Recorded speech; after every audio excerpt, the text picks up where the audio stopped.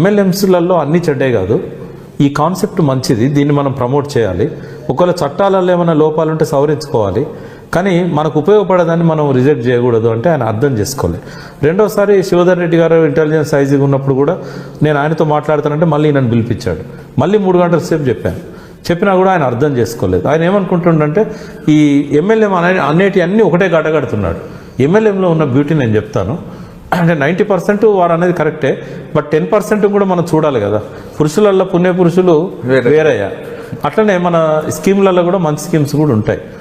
MLM concept అసలు ఎందుకు వచ్చింది అనేది మీకు చెప్తాను నేను.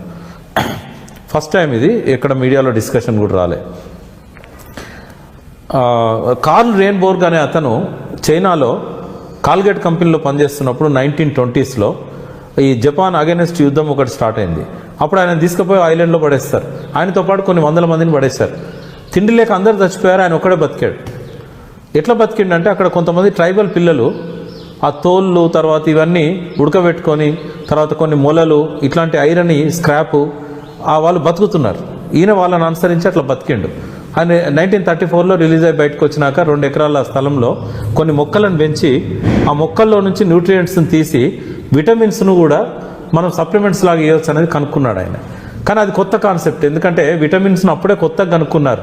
శరీరానికి విటమిన్స్ కావాలి, ఏ విటమిన్ నుంచి కే విటమిన్ వరకు కూడా 1905 నుంచి 1935 మధ్యలోనే కనుక్కున్నారు. ఆ టైంలోనే విటమిన్స్ కేవలం ఫుడ్లోనే కాదు, విటమిన్స్ మనం ఎక్స్ట్రాక్ట్ చేసిన సప్లిమెంట్స్లో కూడా ఉంటాయని మొట్టమొదటిసారి కనుక్కున్నాడు. కానీ ఈయన మాటలు ఎవరు నమ్మలే. ఈయన ఏ షాప్లో పెట్టినా అమ్ముడుపోలే. అప్పుడు ఏం చేశాడంటే కొత్తగా మనం మొదలుపెట్టేది ఏదైనా పర్సన్ టు పర్సన్ పోయి చెప్తే తప్ప ఇది అర్థం కాదు అని చెప్పి ఆ మంచి ప్రోడక్ట్స్ని ఇంటింటికి తిరిగి చెప్పే విధంగా టీం తయారు చేశాడు. దానిలో మరి కమిషన్ రావాలి కదా, ఒక్కరితో కాదు కదా. అందుకని మల్టీ లెవెల్ తీసుకుపోయాడు ఆయన. అందరికీ లాభం చూపెట్టాలి కదా, ట్రైన్ చేసే వాళ్ళకు, పర్యవేక్షించే వాళ్ళకు, అందరికీ. ఈ మల్టీ లెవెల్ అనేది 1934లో న్యూట్రిలైట్ అనే ఒక కంపెనీతోని స్టార్ట్ అయింది. స్టార్ట్ అయినాక అమెరికాలో కేసులు వచ్చినాయి. మన ఇండియాలో సజ్జనార్ ఎట్లా పెట్టించాడో అమెరికాలో కూడా కేసులు వచ్చినాయి. ఆ కేసులను ఎదుర్కొనే క్రమంలో ఆయన చాలా ఆర్థికంగా చితికిపోయి 1957లో ఆల్మోస్ట్ ఆ కంపెనీ క్లోజ్ అయ్యే స్టేజ్కి పోయింది.